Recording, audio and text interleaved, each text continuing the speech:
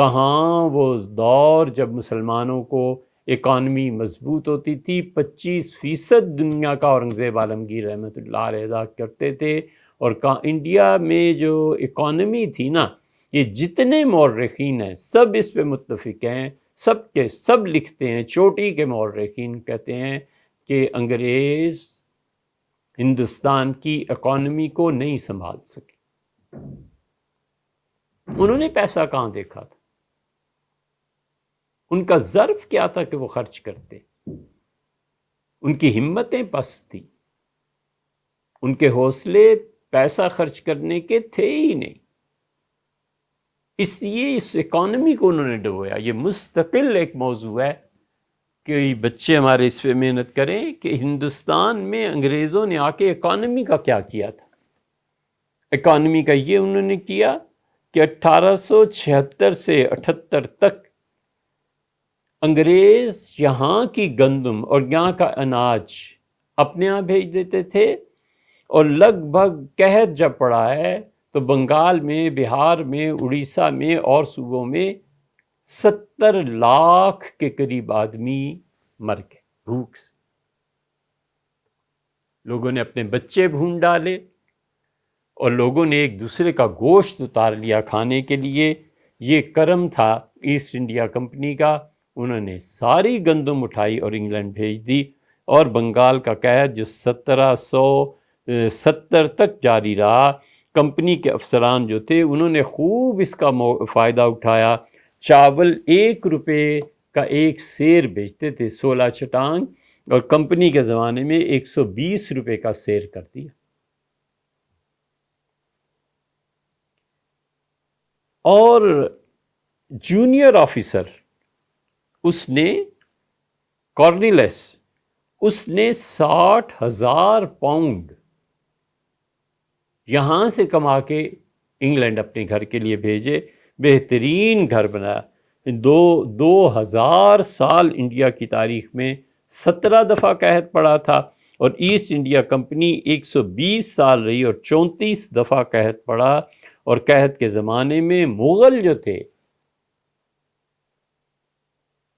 اکبر اور جہانگیر، یہ لوگوں کو معاف کر دیتے تھے، ٹیکس نہیں لیتے تھے، ان کی مدد کرتے تھے، اور گورے ٹیکس اور زیادہ کر دیتے۔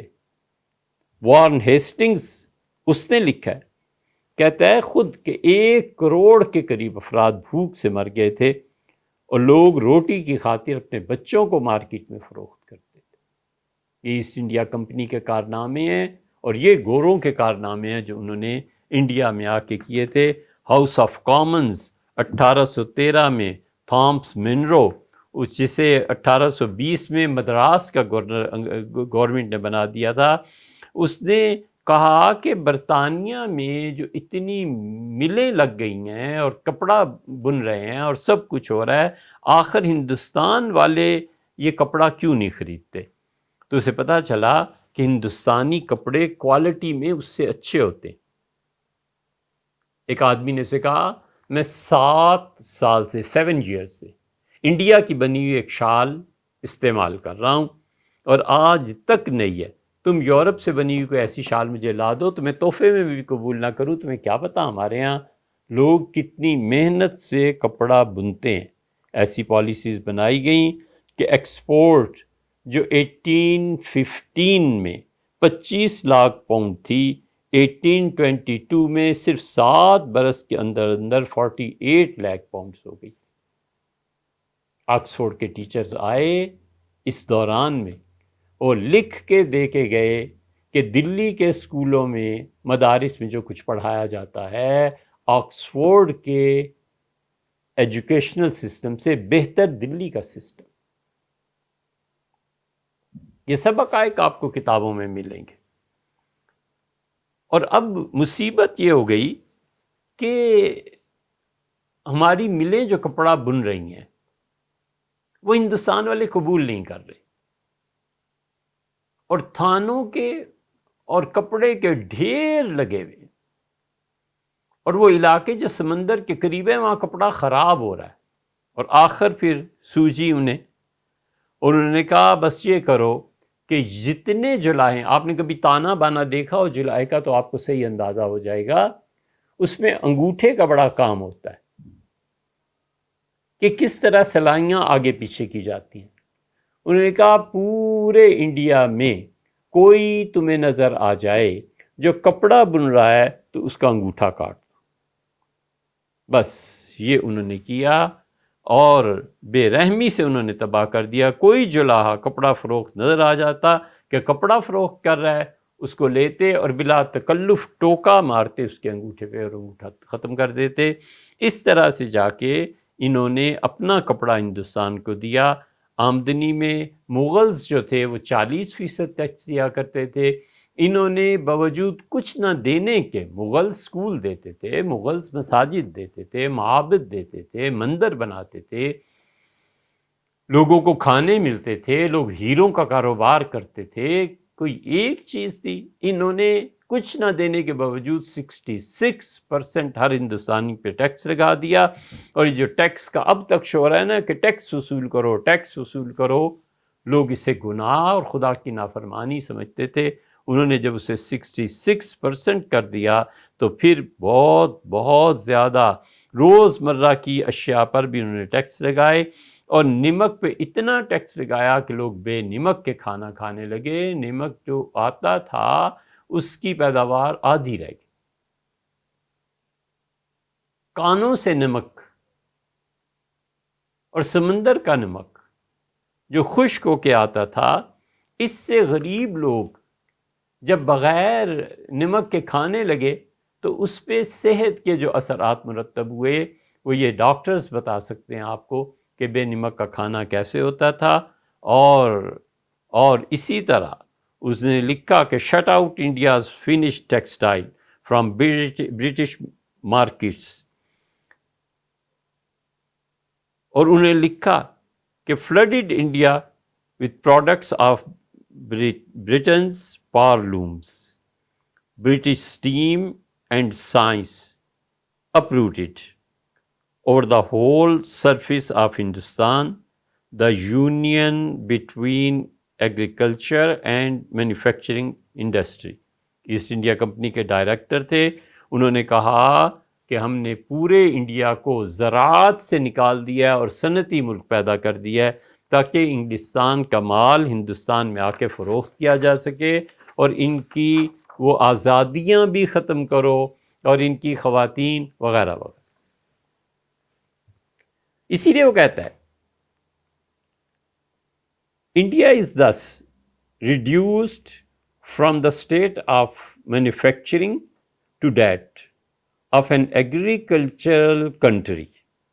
1814 سے لے کے 1835 تک اتنا ظلم انہوں نے کیا کہ برطانیہ کی کھڈیوں سے جو کپڑا آتا تھا یا ان کی مشینوں سے، اس میں انہوں نے کہا 51% انڈیا کا کپڑا ان جلاہوں کے انگوٹھے کاٹ دینے کے بعد اب برطانیہ سے آ رہا ہے۔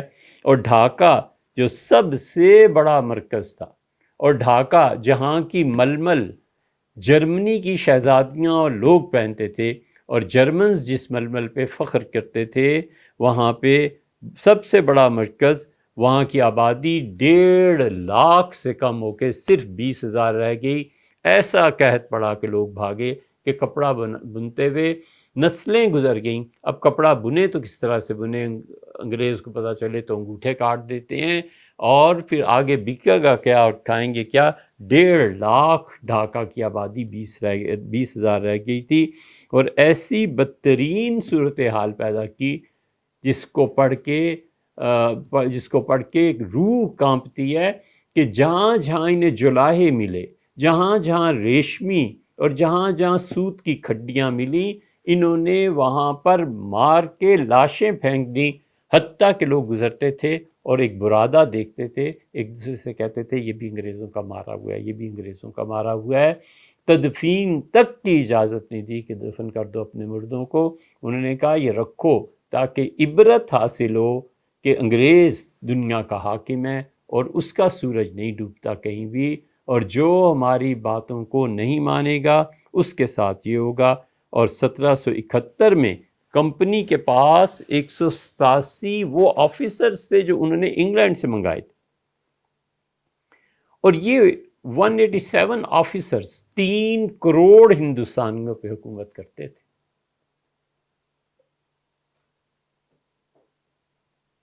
اور یہ ہو سکتا ہے، ہوتا ہے، آپ غور کریں، آپ خود سمجھ جائیں گے کہ ہوتا کس طرح ہے اور کنٹرول لوگوں کو کس طرح کیا جاتا ہے۔